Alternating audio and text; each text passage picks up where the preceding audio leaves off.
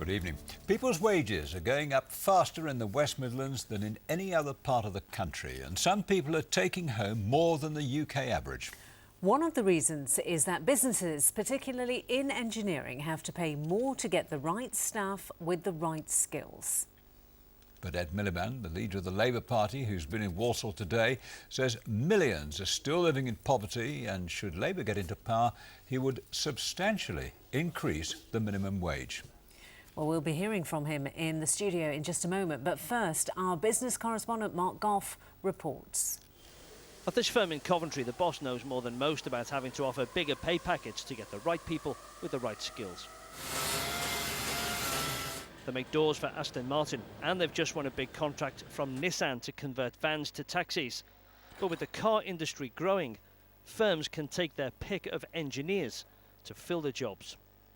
Jaguar Land Rover have taken on thousands, and the pool of engineers to choose from for smaller firms is shrinking. One way of getting them is to pay them more. The large vehicle manufacturers have been hoovering up the talent, and what we have to do is to respond and make sure that it's not just an exciting place to work, but we have to match the packages that are out there, and sometimes in some particular areas that's been like a 25% hike. And that's reflected in a major survey today from recruitment firm Manpower, which shows that wages are rising faster in the West Midlands than in any other part of the country, fuelled primarily by engineering. The average salary in the UK is just over £27,000. But workers in Warwick are enjoying bigger pay packets, closely followed by Solihull and Rugby. However, workers in Sandwell are the lowest paid. What we're seeing is both demand for the products and services that are being manufactured and developed in the West Midlands, and therefore there's also a skill shortage for those people that have got the technical skills to be able to deliver the work.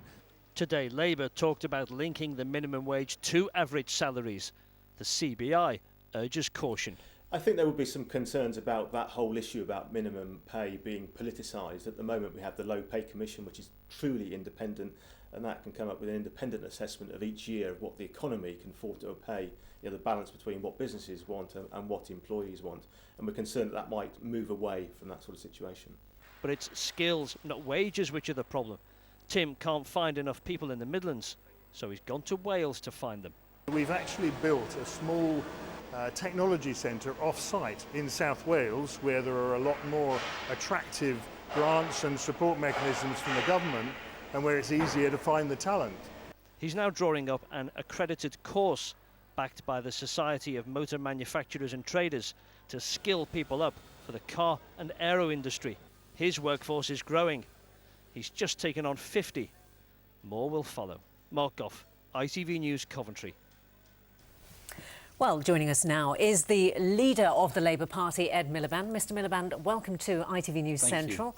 The report we've just seen shows that people who are earning average earnings are indeed taking home more. You're talking about the minimum wage, though, aren't you? So how is your policy going to work? Well, I welcome any improvement in wages, although I think many people, including those on average earnings, are really feeling the pinch at the moment.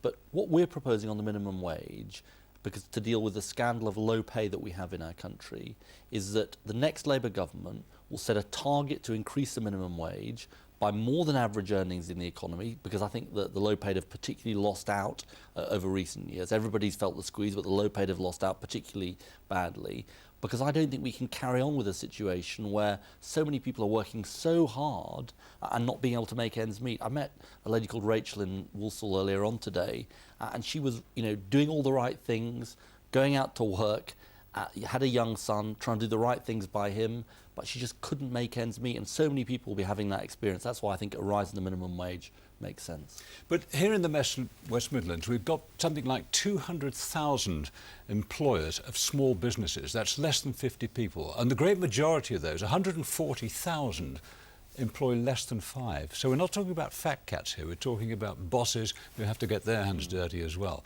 And they're saying, well, if you make us increase these wages anymore, something's got to disappear off the back end. Well, look, I think, Bob, where you're right is that we've got to give people time to adjust. That's why we're saying that a Labour government would set out in our manifesto, and for the next 5 years, what our target was for the minimum wage, to give a clear time for business to say, right, we can plan for that. Not a sudden rise 6 months later, but a clear path for how the minimum wage is going to go up. That gives businesses time to adjust, to understand the implications of it for them, to raise productivity, to make some changes, and it's good for employees as well. But are you going to put a figure on that? We will by the time of the election. What we've done today is set out the framework, set out a clear intention that we want the minimum wage to rise by more than average earnings, to catch up, if you like, with average earnings in the economy, get closer to that. And we'll be consulting with business, small businesses and other stakeholders to make sure we get that right by the time of the election. But George Osborne has already said he'll say it's £7 an hour. Well, you see, George Osborne plucked a figure out of the air, £7, and then didn't meet it. I think we've got to take a more systematic approach and deal with what I think is the biggest issue at these elections, which is the sense people have that the link between their hard work and the ability to bring up their family has been broken in our country. It's not just under this government. It also dates back before that as well, even under the last Labour government. I think that is the biggest question, a sort of generational question that our country faces. I believe we can tackle it with policies on the minimum wage, 0 hours contracts and other things. One of the challenges that you face, it's a huge challenge, I think, is that you're seen as anti-business. You're not being seen as a friend to business, that there's too much regulation. For instance, you're politicising this minimum wage. You're suggesting it's not coming from an independent body. Well, Bob, I think we're pro-business. And, you know, when I set out the energy price freeze, which is benefiting millions of businesses, which will benefit millions of businesses across the UK, when I say we've got to reform our banks, including here in the Midlands, to actually make them work for our small businesses because they don't work at the moment, I don't think that's an anti-business policy. I think that's a pro-business policy. So sure, some people don't like change. Some people say let's carry on as we are, including on low pay. I think we've got to change the way we do things. Ed Miliband, thanks for joining us. Thank you. Other news.